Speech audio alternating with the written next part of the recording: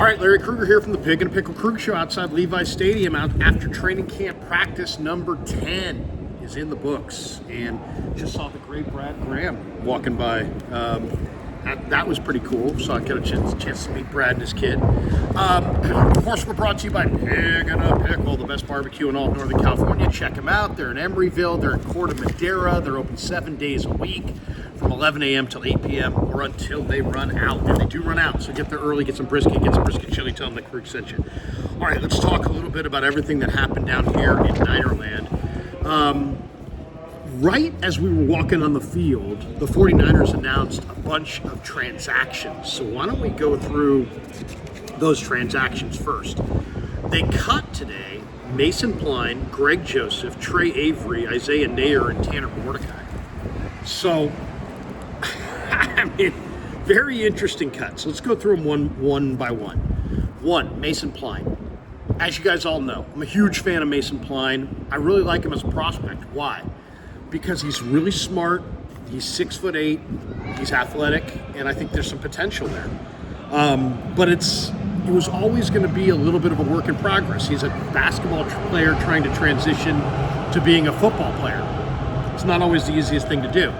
Yesterday, we had a chance to talk to the coaches, and Brian Fleury, the tight end coach, told me that third tight end spot is likely going to go to, it's going to be a special teams related spot. So that's bottom line. I mean, Tongas, Willis, and Dwelly especially have a lot more special teams experience than Mason Pline. So it's really as simple as that for Pline. The Joseph one is a little bit of a surprise. Joseph and Moody had been kicking pretty much, I would say, pretty much even. Maybe you give Moody a slight edge. Shanahan pointed out after practice that, just because Joseph isn't here doesn't mean that Joseph's not a phone call away or that another kicker's not a phone call away. So they like the way they see, they want to challenge Moody. They like what they've seen from Moody, but he's got to make kicks. If he makes kicks, he's the kicker. If he doesn't make kicks, somebody else is going to be here. Maybe Greg Joseph, maybe somebody else, but no Greg Joseph. He's moving on. Trey Avery, got caught up in a numbers game. Dallas Flowers and Trey Brown were running ahead of him on the depth chart. He got cut. Isaiah Nayer. The Niner wide receiver coach, Leonard Hankerson, told me yesterday that he loves Nayer and was excited about coaching him. But the bottom line, once again, and this is going to be a consistent theme as we go through the cuts, the Niners were horrible on special teams last year. Terrible. Worst in the league. 32nd in special teams. So bad that they fired Schneider, they hired a new special teams coordinator, and they want to have dramatically different results on special teams. Well, what does that mean? That means that they're going to put their money where their mouth is, and they're going to keep prioritizing special teams. And the bottom line is Isaiah Nayer is not your starting receiver. He's not your second receiver. He's not your third receiver. If he was going to make this team, it was going to be the backside of the receiving group that he would be in. And those guys have to play special teams. So, there's no role for him on special teams. He's not a special teamer. So, for the most part, that was it right there. That's why Isaiah Nayer was cut, even though, he's got freakish size and speed, but he's raw, and this is not a developmental league. So he was going to be ticketed for the Niner practice squad. Now he's going to wind up in somebody else's camp, and we'll see. Maybe the Niners will sign him back and put him on their practice squad at the final cut down at 53, but he was waived today. And then Tanner Mordecai. And I asked Shanahan about Mordecai. I said, what did Carter Bradley do better than Tanner Mordecai? And he said, hey, look, I think, first of all, I think it's an indication that they're going to go with two quarterbacks. They're going to go with Mac Jones as the two. They're going to go with Mordecai, with Purdy as the one, obviously. And then that they're only going to go with two. They're going to cut Carter Bradley. He's going to clear waivers, and he's going to go on the practice squad. I think that's the plan. And Shanahan told me after practice today that really the Mordecai cut, they didn't want to cut Mordecai, but they have, Rourke sitting there as well. They also had some injuries on the D-line in the last day. And so they needed the body. They needed the roster room, and so Mordecai got the axe. So Pline, Joseph, Avery, Nayer, and Mordecai all cut today. Who was added? They signed Fabian Moreau, who's a veteran defensive back. They signed Robbie Chosen, who's a receiver who runs in the 4.3s, who was with the Niners a year ago in camp. They re-signed Jalen Mahoney, their draft pick from a year ago, the safety who they cut recently. They signed Isaiah Prince, an offensive tackle who will be in that mix for that third tackle spot. They also signed Bruce Hector. Hector was with the Jets, so there's a high likelihood that Robert Saleh really wanted Bruce Hector. He's a defensive lineman. He wore number 60, and he actually got a couple wins in the one-on-ones today. And then they signed Bradley Anai, and Anai is interesting. Anai was a really good player. He's from Hawaii. He went to Utah for college. He was a really good player at Utah. Had 30 career sacks. I think he had like maybe 13 or 14 sacks his final year for the Utes. Cowboys had him. Jets had him. And obviously Robert Saleh really likes him because he added him to the Jets, a couple years ago, and now he's adding him to the 49ers. What I like about Anai is he's got great hand usage. He's much more of a technician than he used to be. He's got a high revving motor. He's a little shorter than your ideal defensive end. He's not 6'5" with long arms. He's more like 6'2 and a half, 6'3", about 270. But the motor, the power, the intellect, there's a lot to like about Anai. To me, he's just a tough guy with a great motor. So, I think that's a nice addition. I'm looking, and Anai looked good in the one-on-ones today. He actually used his hands and he engaged with the offensive tackle and then used his hands and got around the guy. And that hand usage is a huge part of rushing the passer. And Anai looks more developed than I remember him coming out of Utah as far as hand placement and, having your hands and feet tied together and your whole pass rush plan. I thought Anai looked good in the one-on-ones today. Okay, what else happened today? Mikael Williams looked really good in the one-on-ones. He beat Zach Johnson with quickness and looked really good in the process doing it. He beat Zach Johnson with quickness. He beat Prince with one-on-one with some power. Mikael Williams looked really good, I thought, in the one-on-ones. CJ West continues to flash major power in the one-on-ones. Man, he's just so violent, crazy violent. As I said, I thought Anai looked good in the one-on-ones. I thought Hector looked pretty good in the one-on-ones. Then the practice started. Fred Warner had, the team portion, Fred Warner had a great PBU down the field. Warner looking very much like the great coverage player that he is. If there was the MVP of practice today, it's Upton Stout. He made plays against the run. He had multiple PBUs. Number 20, he's showing up, man. He is showing up. I'll say it right now. That is your starter at the nickel.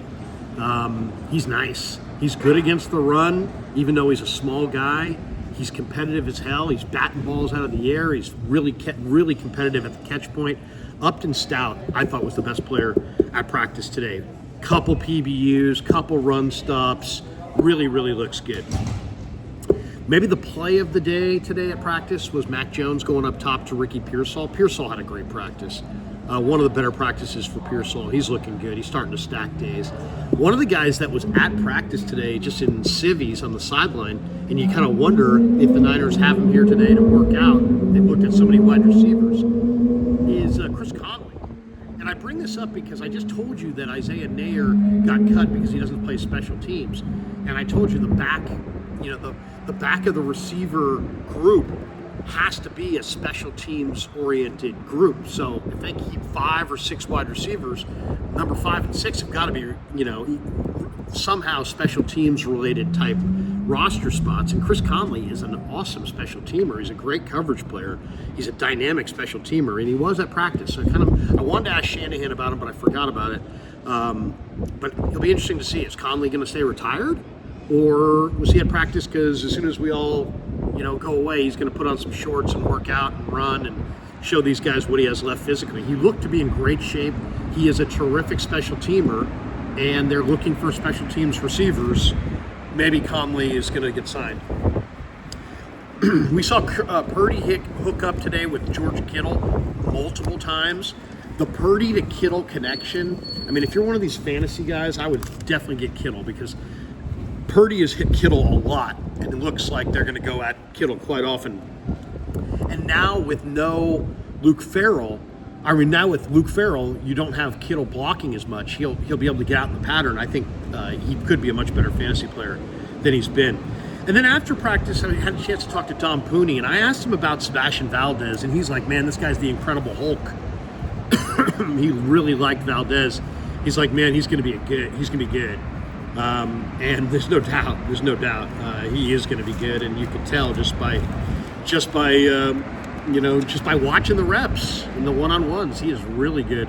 By the way, I see Chris Conley now across the street walking to the parking garage, so still in civvies, so obviously he did not work out today for the Niners, but there he is, Chris Conley, walking to the parking garage. All right, a couple other notes. We talked to Shanahan after practice, and he just said that Moody's been kicking the ball really well, and that's why they cut Joseph, but that Moody's a few misses away, basically, from having more competition. As I told you before, he said Tanner Mordecai could be brought back. He said that Kyle Juszczyk has a little bit of an Achilles pain, which caused him to miss practice today. He said that Kevin Givens has a pec injury, and he missed all of last year with a torn pec at one point. And Shanahan said he's going to be out a while. So, that's probably why Bruce Hector was signed today, is that Givens is going to be out a while. That was bad news. Sam O has got a groin injury. He's going to be out a few weeks. And that's probably why Bradley Anae was signed. In a lot of ways, he's very similar to Sam O. Garendo's got a shoulder injury, and he's going to be out a couple weeks, and that's a bad blow. And then Evan Anderson has a knee bruise. They think he'll be back shortly.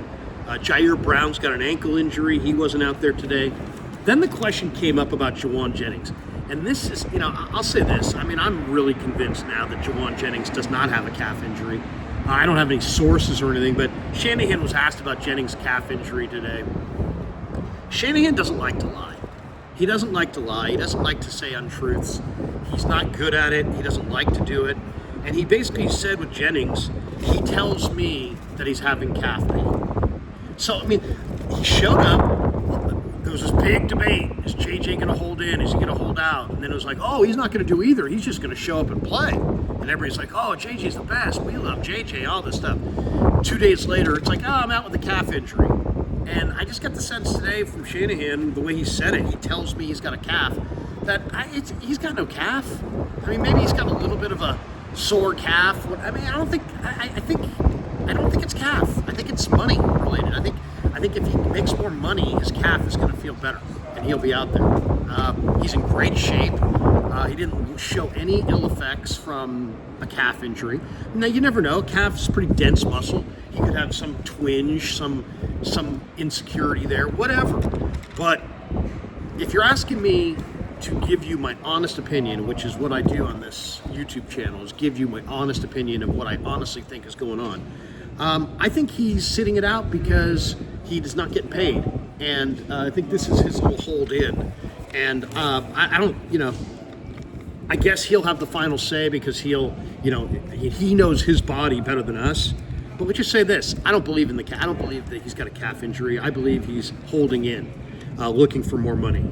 I'll just leave it at that. A couple other Shanahan notes. Shanahan indicated that he thought Pearsall had another great practice today. When he was asked about Upton Stout, he said, man, he's having a hell of a training camp. As I asked Shanahan, I said, are you changing your philosophy about receivers? Because, last year the Niners were 32nd in the NFL in wide receiver separation. And then this year they brought in, and they drafted Watkins, he runs 4.37. They signed Nair, he was a 4.40 guy. Robbie Chosen's a 4.36 guy. Isabella, by the way, was signed. Andy Isabella, he's got a little bit of an ankle injury, and that might be why Chosen was signed. And I asked Kyle, I said, if you change your philosophy on what you're looking for in wide receivers, are you looking for more speed and separation ability? And he's like, no, we're just looking for the best receivers. And sometimes they're big, and sometimes they're small, and sometimes they're fast, and sometimes they're this. He said, don't read anything into that. He says, we're just looking for the best receivers. And they just happen to be adding guys with 4.3 speed. As far as the O-line, the Niners starters, I think are going to be, the same as they've been in the past, but I think the depth is a little better. The one area we still didn't see Andre Dillard, and Pleasance has struggled, and Burford has struggled, and Prince, we'll see. I mean, I saw him today in a couple reps. It's really hard to get a feel in a couple reps for Prince, but Isaiah Prince was signed, and we'll see. He's in that mix with the other three guys for that. I'll call it a swing tackle spot. We'll call it the third tackle spot for the 49ers. Luke Farrell, according to Shanahan, has done a really nice job this summer. Shanahan was asked about the joint practices. He said the Broncos have a very good football team. Shanahan also indicated that Bosa, CMC, and Trent all will be back tomorrow in practice. The Niners will practice tomorrow. Tomorrow will be kind of a medium day of reps.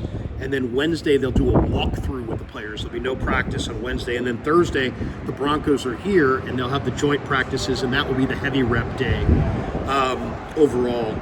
And, I asked Kyle, I said, will you get on the phone with Sean Payton and map that out? And he's like, yep, absolutely, we'll map it out, and there'll be flexibility to change it if they want. But, he said that's kind of what we've been doing the last few days. We're finding out what they want, and they're finding out what we want. We're going to all get together. And then he was asked a question about Greg Papa, who was diagnosed with cancer this week. And Shanahan just said, man, we love Papa, and reach out to Greg, and just we hope he gets better, and just offered his well wishes to the great Greg Papa, the voice of the 49ers. And I think that Shanahan echoes all of our sentiments, that we're all hoping that G-Pop gets back, because we love him, and he's a great dude.